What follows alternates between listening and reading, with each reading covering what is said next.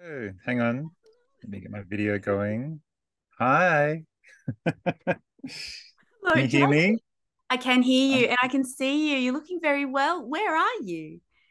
I am in my caravan. So, yeah, I have my caravan and my minivan, and they are my houses currently. And I've just recently bought a block of land, so I'm about to move my caravan to my block of land. Everything's changing. I mean, I kind of ended up here because of the whole, rental crisis, fuck upness, and amazing. So, I kind of see it as my first home and Yeah. probably only home. But yeah, Yeah, there you is know, no it, limit to the upperness of the fuckedness, though, when it comes to housing. And I did want to talk about that. So maybe let's start there because living a life as a creative person who maybe doesn't come from a ton of money, one, the art's better than if you have a ton of money, but also the precariousness is really trying. How have you gone with it? I know I don't love it. How have you gone with I've just gone with it. I mean, you know what I mean? I guess the goal is to live as freely as possible with as little as possible.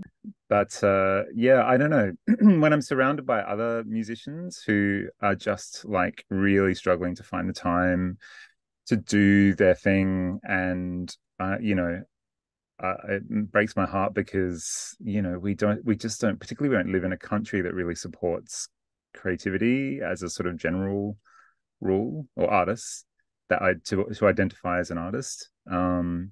So I don't know. I've just always pushed back against it, and I really always try and encourage others to push back against it, even though it's really hard because I feel like I'm just living it, and it hasn't really stopped.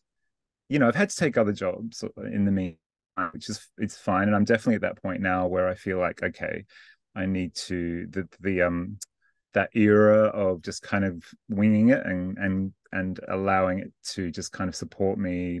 I can see the writing on the wall. I can see things are changing, and but I'm completely fine with that. I'm happy to do all kinds of different work. I honestly think that people who've learned how to roll with it and are maybe trying out this kind of life are much better prepared for the impending apocalypse, which is really Yes, cool. You know, it's this whole really. idea that this aspirational carrot donkey, this that what's supposed to motivate us is consuming more. And I think we've grown up in an era. I mean, I don't know exactly what year were you born? I was born in 71, so I'm I'm a 52 now. 71 baby. I'm a 76 baby. And I feel like we grew up expecting the world to kind of have ended already. And so we're totally prepared for it.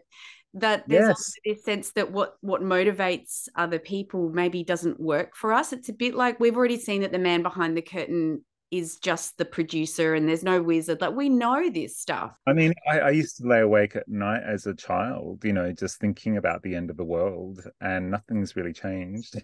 Sort of still thinking about it a lot. And, to get back to this idea of like precarity and, I am living a kind of van life existence, I suppose, in a very realistic sense, and watching other people who I admire on YouTube doing this. There is that fine line between the preppers and the survivalists, and I certainly, they scare me a bit, but I also understand because I feel like I'm gathering my butane bottles, and I'm gathering my solar panels, and I'm getting the bits and pieces Yeah. um together because I also don't want to have to keep contributing to these awful corporations who are sapping us of our lives and our money. When we have this incredible resource called the sun. And I'm about to move to a very small town where already having just sort of arrived there and starting to set up there, the support and the community is just incredible to watch. And it made me realize that what was I doing in cities this whole Yeah. time? When you mention cities, I want to talk about a very specific, and I think the Yeah. disconnection that occurs in cities is one of the things that actually weakens society. It doesn't strengthen it. And the project that I did want to ask you about was this a lovely project called, I think, A Quiet Place. Yeah, so that began as an idea back then when I was um, actually working with some environmentalists and talking about cities and urban spaces. And because my interest is in sound, I was really wanting to talk to them about, well, what about finding quiet in the environment? Because I'd, been reading a lot about how birds, particularly our magpie population, I've just been reading recently, are struggling to survive because of the levels of industry and noise and cars. Uh, that began then, and then I managed to gather together a whole lot of support in 2012, and I also applied to be part of this initiative called City 2.0, which was a TED initiative. Um, and that project got accepted. And so from there, it kind of snowballed, and I got some funding to work with an app making company, to develop a, a GPS enabled Yeah, it quiet was like an seeking. interactive Yeah, geolocated quiet spot art project. It was so cool. I loved it. I thought it was such a great idea. it was amazing money. Like it just kind of and it reached out to, I think we ended up having like 60 cities over 4 continents participate, because it was a free app, and also it wasn't just about the app, there was also the analog elements which people could take maps, and it went into some schools where teachers could take their kids out and go and find places and map them, and because I also wanted it to be a sound project, part of the app in particular, although you could do this in different ways, was to record 30 seconds of that space and then send it to me, and then I would return a 1 minute piece of ambient music. Cool kind of. One piece of music that was played during the TED Talk, and we'll put a link to the TED Talk down, in the like and subscribe bit. We'll put Yeah. it down there, and it's a really beautiful piece of music. I absolutely love ambient minimalism myself. So you already had like a dyed in the wool supporter there. But I Oh, think no. that might be a nice opportunity to ask you how you are making music, because you've always been, I mean, the first time I saw you play, you were standing up behind a microphone with an acoustic guitar. And I was saying in the Star Maps interview, and I mean it like for real, it was one of those light bulb moments when I met local people make music and it's real and it's good. And it's like, and sometimes it can be really difficult to break out of a preconceived notion, because you don't necessarily realize that you have this preconceived notion, and you don't know that there's anything there to break. You don't know there's a world beyond this shell, and you're just currently a baby chick going bang bang bang against something. But then when you break it open, you go, holy crap, there is so much amazing music out there, and I was just being like drip fed this tiny little portion of it. So let's talk about you as a musician. When did you start? What instruments did you start with, and what have you moved through in terms of your music making? I started when I was really small, like a child, like probably when I was about 6 or 7. Like I just became obsessed with the idea of being well, a pop star. Really, I was like, I was an ABBA fan, and I thought they, were inside my speakers when that music was playing. So I had this whole weird conception of where music came from, and I thought, oh, I want to be inside those speakers. That was when I was 6 years old. So yeah, and I just used to invent songs, and I used to make cover artwork, when I was a child. So like it goes back that far, and I feel like I'm still exactly the same person, really. I'm just really just playing around. I literally was, just before we started talking, working on some sleeve artwork for some upcoming music. And this is what I was doing when I was 7 years old, and I'm still doing it. And it goes back to that idea of like how to sustain this idea of just never leaving that child, I suppose, who wanted to just do this. Um, yeah, so I mean, it goes back that far. I mean, in terms of doing it seriously, it was probably in high school when, I just had a really great drama teacher. He just encouraged me to play music. We did shows that involved music, and, I got to play guitar, and you of course have a history here. I got then connected as my work experience at Triple M, which is now 3D Radio. Did you do work experience there too? Yes, That's what I yes, did. yeah. Well, there you go. Isn't it? Wasn't it amazing to do? Yeah, the Yeah. best place to Yeah. do work Yeah. experience in the whole wide world. Yeah. 100%. Best thing that Yeah. I ever did. I'm glad that the other two places I wrote to didn't write back. Yeah. Exactly. I know. God knows where I also applied for, So but you went to Triple yeah. M. What was that? McGill Road under the vines. Was it there? Hmm. Oh Yeah. my In the old God. funeral. Yeah. Okay. Yep. And it was just there that I met everybody that I still know and worked with, and just started bands there. And I'd already taught myself how to play guitar, so I was ready, and I'd been writing songs and doing bits and pieces. And my first experimental kind of little duo called the Nightmare Room, we won the Gong Show, which was in 1987 at Triple M, and that was kind of just before I started doing work experience. So I feel like I owe that station so much. I mean, honestly, like, and still they're probably the only station that really ever plays my music. So it's pretty important to me, and to many others. You did work experience at Triple M, and which is so spun out. I had not realized that, and I had to go off into a little oh my God moment there. Every aspect of society was reflected in a show on the Triple M programming.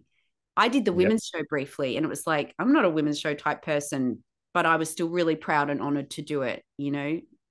It's an amazing station, and So this is it's a bit spun out, isn't it? Like to have known I've known you for so long, and it mm, never, I mean, you were always one of those people who I was would get involved really early on with something that I was organizing because I it was always so lovely to have you involved, and it was a no-brainer. So I think when I started out putting on a show, it would be, is Marchin in a band? Boom. Is Nigel Coop doing Home for the Deaf? Boom. Are you available? What's your current band called? Boom. Are the Doolies playing? What are they called? And once that was done, the rest was mm, just kind of like it was yeah. almost just like you guys were always the bookends. Mm. You were the main programming. And God, you just bring up all these memories now. And the tests, I mean, they were just amazing. And it was such a good time, such a good community of people. And, like you mentioned, the Dooley sisters, and they're still going strong. I mean, Liz and Kath are just, I think, up here for me, like oh, in terms of totally. Yeah, Adelaide and talent. but I think that with Adelaide, like one of the things like you and I've been talking a little bit about, just on Instagram about fame and success and whether or not Adelaide is a suitable place to have a career. And I've got to this point where I think this is my theory, and tell me what you think about it. So making music is such a fundamental human right. It's a fundamental thing that humans do. Becoming famous is totally artificial and a real extrapolated concept well beyond that original. I'm just picking up a guitar and strumming, like from the funereal dirge to the wedding waltz to the party drums to whatever it is. It's such a basic thing. And so people who make music in Adelaide have often raised it to a level where it is world class, but it doesn't leave Adelaide. So you go to Adelaide and you go see the Avant Gardeners, and I'm going, fucking hell, Parquet Courts have got all their good ideas from you. You go see the Doolies and you think, wow, this would go so well with Cat Power. And now you can put it in a playlist with Cat Power. It's exactly like, I don't think there's a difference, and I don't think there needs to be. These world class artists that maybe they'll never reach the world. And how do we feel about that? Here's my Mm, theory. it's a good theory. So I don't know. I think I'm just in it too much to really understand how it doesn't work out for some people. I think Adelaide people piss people off as well, which I really like, which is not Yeah. always like we go, fuck you, Sydney. You're not better than us. And I've just been living in Melbourne for 16 years and I have yet to find a single argument why Melbourne is better than Adelaide. I'm not sold, not at all. Well, that's interesting you should say it, because I mean, I lived in Melbourne for 7 years, and that's when Pretty Boy Crossover, Kaylin and I moved over at the beginning of 2000. And I have to say, I mean, that was probably the most, I don't know, the most energetic time. I don't know if it was just a period of time that I was really lucky to be in Melbourne for, but I mean, I was just surrounded by, incredible people, and like the whole minimum chips crowd and architecture in Helsinki. And those people were really, you know, Walkman. I still love that EP. Far out. What a walk. yes, What an EP. That is one of the best songs I've ever heard. Yeah, I agree. Yeah, no, fantastic. And again, like I really like Minimum Chips are a good example of a band that really should have been much, much bigger. Um, but it was an interesting kind of like getting back to this question of Adelaide and theories is like when I moved back here, that all kind of fell away very quickly. And it made me very, curious as to why that was. And I mean, obviously, when you're not present and you're not there and you're not part of that scene, you lose. But also things change. I don't know, like after 2007, I felt like things started to rapidly change just generally in that city. And, the venues started closing or, it was just much harder to play gigs. Um, I think globally though yeah, there was an optimism and a generosity at the beginning of the 2000s that wasn't present at the end. You know, there was various global things that had happened that led to you sort of going, oh my God, we've just missed this window to make incredible social change. And it was so depressing to see it happen. And I remember as well, there was this real kind of contraction thing that happened in the media scene in Australia. Like they closed down the Adelaide ABC, which was where all the really good music content used to be made. The kids' content was made there. It's like, it would be like the BBC closing down Bristol where all the nature stuff and the animation stuff is made. They wouldn't do it. But in Adelaide, in Australia, I think John Safran said it really well. And he said, let's face it, they're not even going to pick me because ABC is a big Sydney club. And I had never looked at it that way. And I think he was so right. He was so right. They pulled all of the resources, all of the jobs, all of the cool stuff. And they said, if you work in Ultimo, live in Newtown and or Glebe, then fuck you. And I think that that was one of the rudest and most ridiculous things that the Australian government has ever said to the Australian public is that your regional yeah, content doesn't matter. They were wrong. yeah. Oh, totally wrong. Yeah, it's really sad when that happens. It's fucked. Yeah. We're all in on Um, our Odysseys. I keep thinking I'm getting yeah, James Joyce and Odyssey vibes all the time at the moment in my life. yes. Oh God, that book. Um, yeah. No, Melbourne was just I know I because I was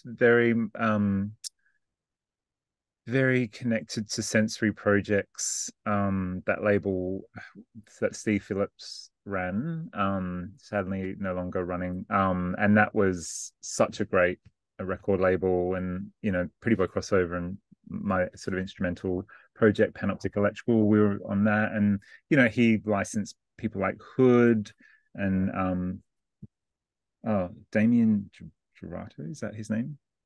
Yeah. Yeah, he was. I mean, yet there were just incredible artists that he managed to license on that label, and um, it was just such a great network of people that weren't really about networking. It was just things that happen, and tour organizers and bookers, and they were all just like talking to each other, and amazing people, still amazing people like Lanark Jones, who just kind of he had the Toff in Town, he was booking that for a while. And, he had Trifecta, that record label that Minimum Chips were on. And yeah. And, There, I this mean, chap it's, to me, hasn't it? Maybe it's just always been a small community of people. You know, like when mm, I look at the Adelaide scene right now and I see this incredible range of talent, and I think about, maybe that kind of moves around, but if you don't like we can't all be like a surfer chasing the endless summer. Some people have lives and responsibilities and kids and aging parents and actual jobs. And I think that Adelaide has managed to find a balance. Like you can exist as a musician and still have a regular job. You probably just can't make music your career. We are speaking with Jason Sweeney, musician extraordinaire, very, very amazing person to have a chance to interview. So we will be back for part two. all right, I'll see you in a bit. In a bit. Welcome back to part two of the interview with Jason Sweeney. And I was thinking it might be a good time to talk about collaborations because the whole time I've known you, you have been very open to collaborating with other artists. You've been involved in like a ton of different projects. Where are you at right now with collaborations? Well, have been mostly working on my own, but I have been starting to collaborate with a lovely friend, mutual friend of ours, Garrett Cooper, who Like he's so very talented. So I'm not surprised that you're working with him. What are you working on? well, it's kind of we're just trying out a few things really. Like, we've been sharing sharing lots of songs that we've been writing and probably just going to work and record for each other, sing on each other's stuff. Maybe even write some new things. I mean, I would love for him to produce a record for me because his recording and producing skills, I think, are just The songcraft incredible. plus the recording, like you listen to the recordings and you go, you did not make this all on your own. I know. I couldn't when he told me that. Because I thought it was the band, and then he Yeah, told me, no, me too. I just said to him the other day, like, you've captured that sound. I don't even know what I mean. It's like this particular Australian dry, bleak, gothic kind of, something about I his get ability. Triffids vibes, massive Yes, Triffids vibes off him. Yeah. I'd heard the name, and It then one day feels I like just you've thought, known them. I don't know about you. I feel like I've known them forever. And it's like, what do you mean ever. it started in February?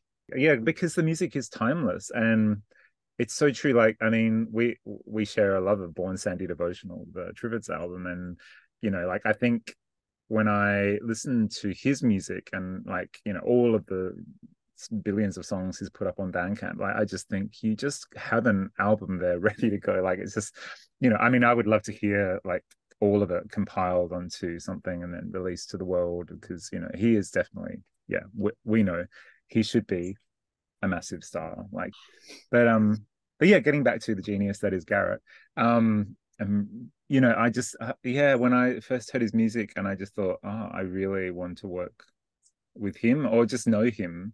And so I just kind of kept hassling him online and just sort of and because I just fell in love with the music like instantly, like it was kind of, and then we just got to know each other, and then we only met properly for the first time when we played together, and it was just kind of like, oh, okay, yeah, we're brothers, we're kind of like we are kind of made from the same sort of stuff, I think, in different ways, but I think that sort of the mutual respect is there. And so that in terms of collaboration, that is something that when you find someone like him, I kind of, well, do I want to collaborate with anyone else as my I think there's something really special about Adelaide. How in a bigger city, often these communities become siloed and so you don't go outside of them. Whereas Adelaide isn't big enough to support an independent punk scene, rockabilly scene, folk scene, queer scene.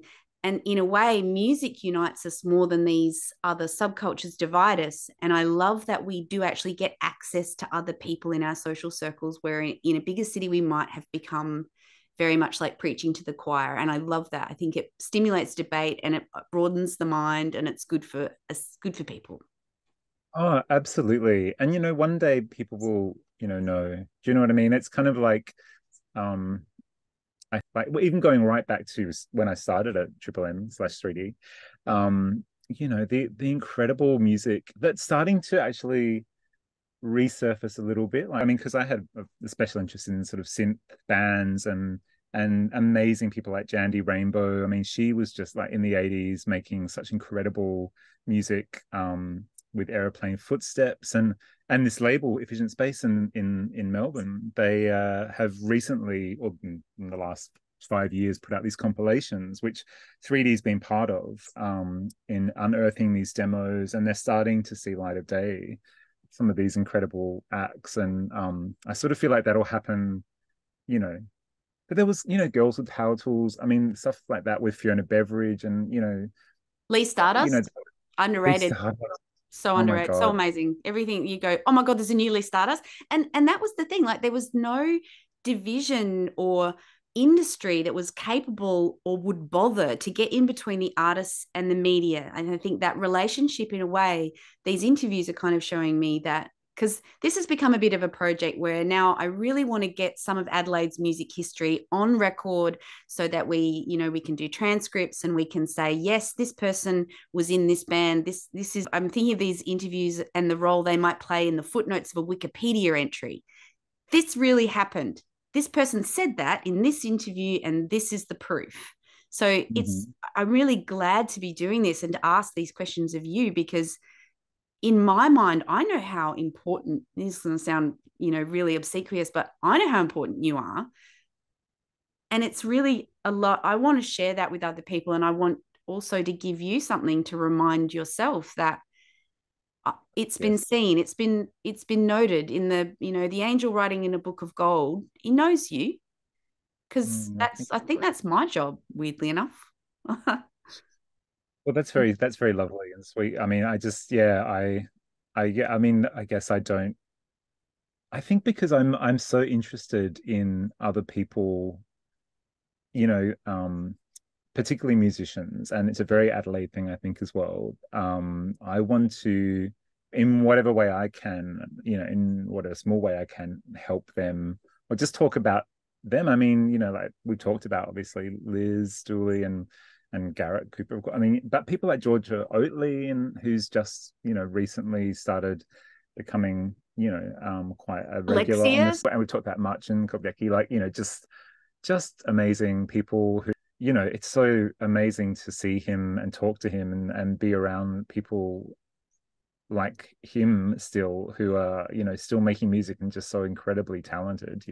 I heard of Brave Mistakes because Marchin was playing in that band. He's supportive of other people in the community, but also he's extremely talented. And I really, really like the music that he's making. He's actually, we keep kicking the can down the road a little bit, but he's the next on my list of people to interview, because again, there's no record of his involvement. There's no record of his career. There is as a visual artist, but not as a musician. It's almost like he's hiding in plain sight. Going right back to Fireside, I think, was that his first band? But I mean, their songs, I wish I had copies of them. I don't know where they've gone. I've lost so much stuff over the years, but I used to think, wow, he is extraordinary songwriter, pop songwriter as well. And yeah, the Blood Plastic stuff. I just yeah, March and someone, I mean, we've never really worked together, but I think it's just that, again, I just like that he's just doing his thing and I get to enjoy it.